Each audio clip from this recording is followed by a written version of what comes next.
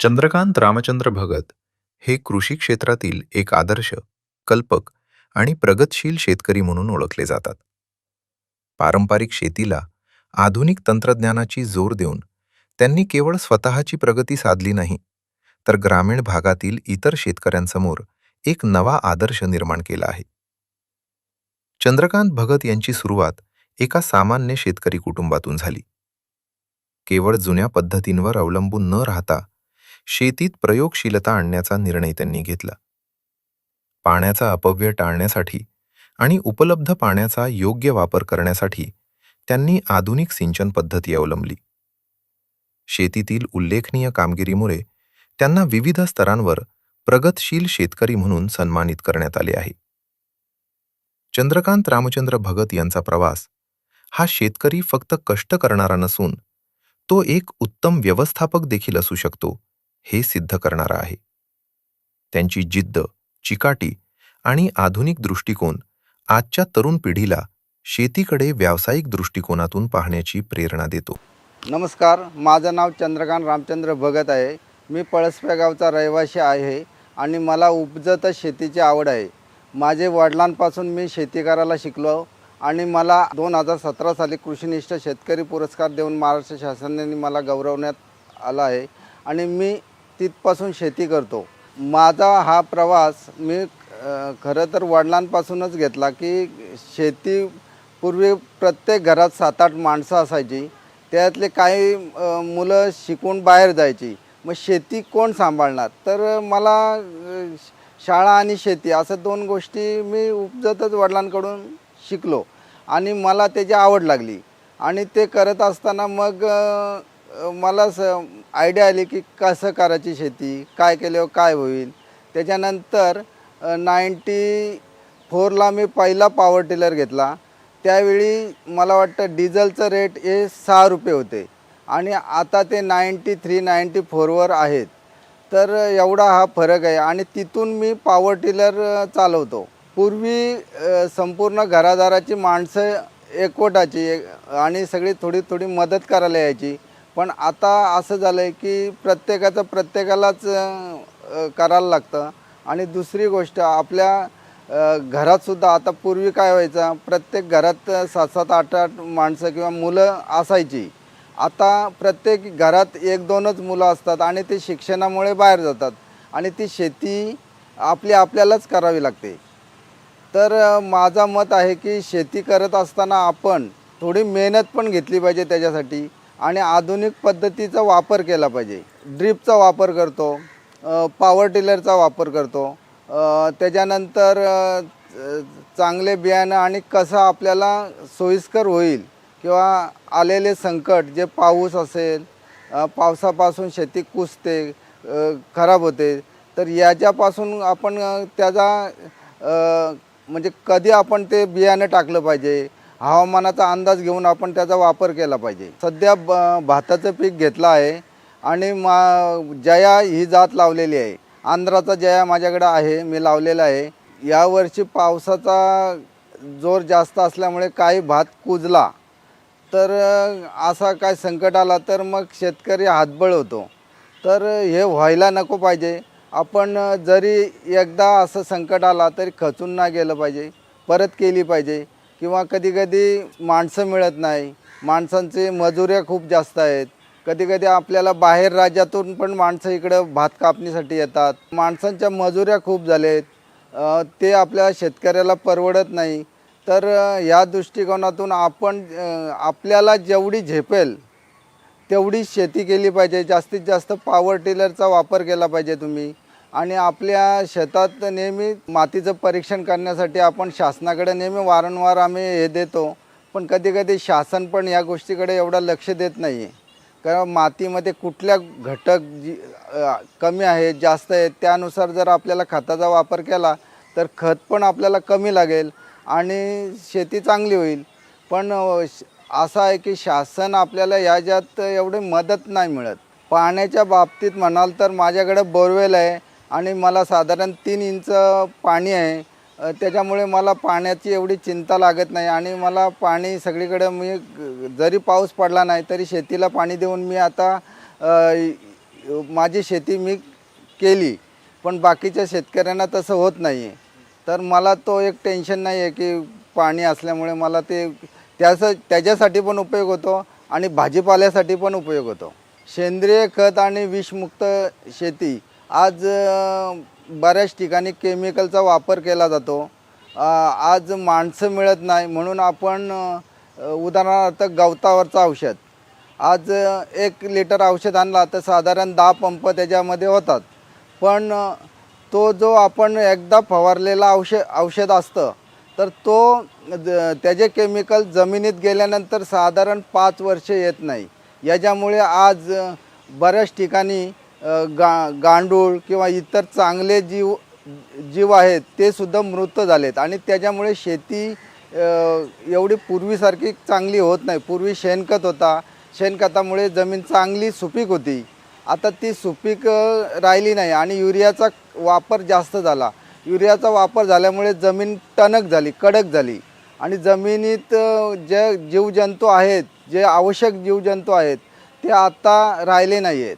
आता पावसाळी आम्ही भात लावतो. भात लावल्यानंतर दिवाळीनंतर वाल, हरभरे, मूग किंवा इतर भाजीपाला असेल, पालक असेल किंवा घोसाली असेल. मी बऱ्याच वर्षे घोसालीचा खूप पीक घेतलेलं आहे आणि मला त्याच्यात चांगला म्हणजे घोसाली हा पीक आहे हा आपल्याला त्रासदायक नाही आहे. जे मांडवावर राहणाऱ्या ज्या गोष्टी आहेत, उदाहरणार्थ आपला दुधी असेल, कारली असेल, तर हे एकदा लावली की त्याच्यामुळे आपल्याला काढायला माणसं नाही लागत आणि त्याला रेट पण चांगला असतात. शेतमालाचा विक्री करताना मी डायरेक्ट माझ्याकडे गाडी आहे, माझ्याकडे टेम्पो आहे माझा स्वतःचा.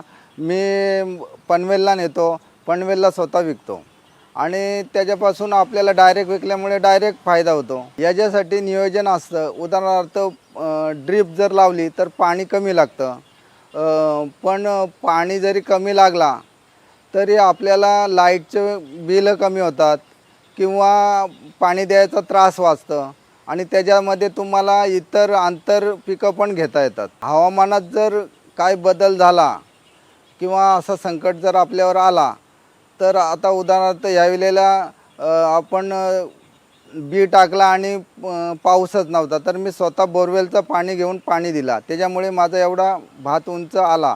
पण जर असा नसेल तर ते उपयोग होत नाही. म्हणजे आपण त्याच्यात खचून जातो. आपण मागाचे बियाणं आणलेली असतात ती खराब होतात आणि मग आपल्याला काय त्याचा उपयोग नाही होत. शेतमजूर जर आपल्याला मिळत नसतील तर आपली स्वतःची पण तयारी पाहिजे की आपण काम केलं पाहिजे.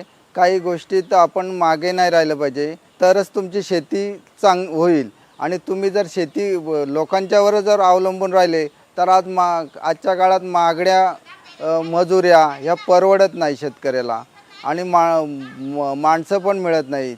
दुसरी गोष्ट, आजूबाजूच्या परिसरात एवढ्या लहानसहान कंपन्या आल्या तर लोकांना कामं मिळतात, त्याच्यामुळे शेतीला लागणारे मजूर हे मिळत नाही आणि शेतीला मजूर हे स्वस्त नसतील तर ती शेती परवडत नाही. हे करत असताना माझ्याकडे स्वतः टेम्पो आहे. मला इतर भाडा मिळाला तरी मी करतो आणि त्याच्या नसेल तर आपली शेती करतो. या 2 गोष्टी मी आहेत माझ्याकडे. आपल्याकडं आता विकास करण्यासाठी नैना आपल्याकडं आली आहे. तर ती नैना जेव्हा आपल्याकडे आले तर शेतकऱ्यांचा काय विकास करावा त्यांनी हा विचार अद्याप केलेला नाही आहे. तर तो त्यांनी केला पाहिजे. उदाहरणार्थ 40-60चा फॉर्म्युला आहे त्यांच्याकडं. तर तो त्यांनी आपल्यापासून शेतकरी कसा पुढं जाईल याचा त्यांनी विचार केला पाहिजे. एवढा करत असताना आता माझ्यासारख्याला शेतीची आवड आहे तर त्यांनी तो आवड सोडून जे फ्लॅटमध्ये राहतात किंवा असं कोंडून राहतात तर त्याला ते जीवन जगताना खूप त्रासदायक होतं. तर शासनाने या गोष्टीचा पण विचार केला पाहिजे किंवा त्यांचे स्थानिक जे राहणारे आहेत त्यांचे घरांवर पण काही ठिकाणी प्लॉट टाकलेले आहेत.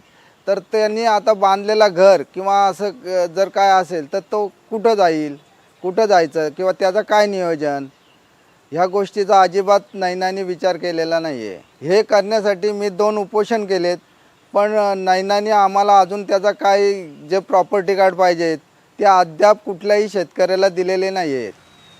तर ते लवकरात लवकर त्यांनी आम्हाला आधी प्रॉपर्टी कार्ड द्यावा आणि नंतर आमचं नियोजन कसा असेल पुढचा काय केलं पाहिजे ते सुद्धा त्यांनी दिलं पाहिजे, सांगितलं पाहिजे. नाहीतर इथला शेतकरी हा भकास होऊन जाईल. म्हणजे पुढचं जीवन कसा जगावा हे त्याला समजणारच नाही आहे. आता मी माझ्या आईवडिलांकडून हे शेतीचे धडे घेतलेत आणि मी करतो. पण याच्या पुढची जी पिढी आहे, उदाहरणार्थ माझा मुलगा आहे, तर त्या मुलांनीसुद्धा याच्यावर थोडासा कुठे कामधंद्यासाठी बाहेर असेल तर त्यांनी एकतरी दिवस सुट्टीच्या दिवशी या शेतीकडे लक्ष देऊन ही शेती परत जिवंत राहील याचा विचार केला पाहिजे. नाहीतर मग कालांतराने आपण सगळ्या गोष्टी या शेतीतूनच मिळल्या जातात नाही, आणि हे जर नाही झालं तर आपल्याला काहीच उपयोग होणार नाही. मी तर म्हणतो आता मी माझ्या जे प्लॉट आहे किंवा माझी जी जागा आहे याच्यामध्ये खूप सारी झाडं आहेत.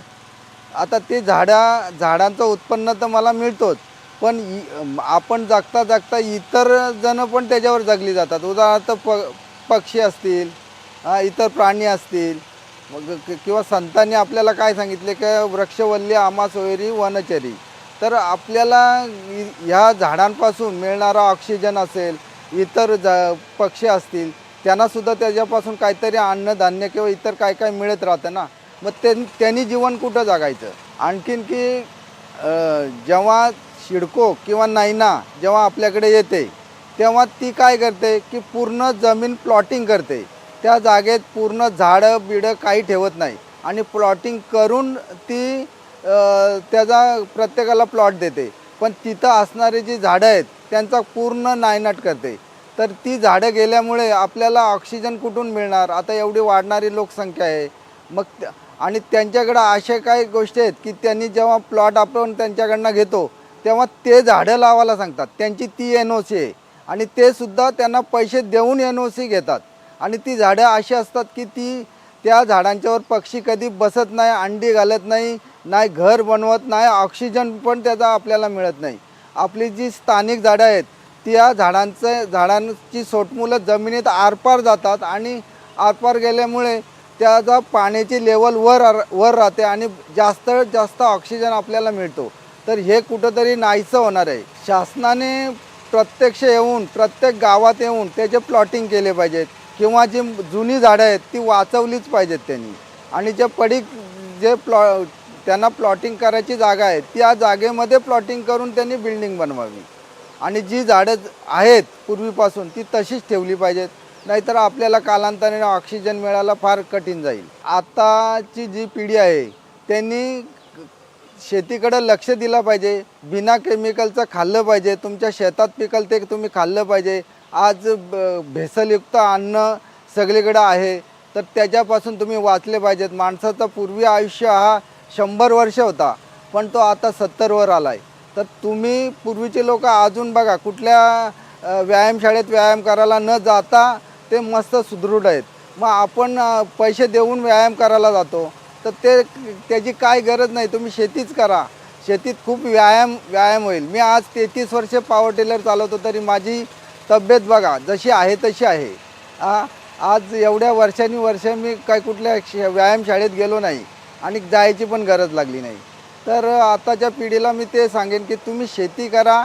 तुमच्या शेतात निघेल ते तुम्ही खा, बिना केमिकलचा खा आणि चांगलं आयुष्य जगा. रामकृष्ण हरी. खबर बात 360 डिग्री, जिसमें हो खास बात.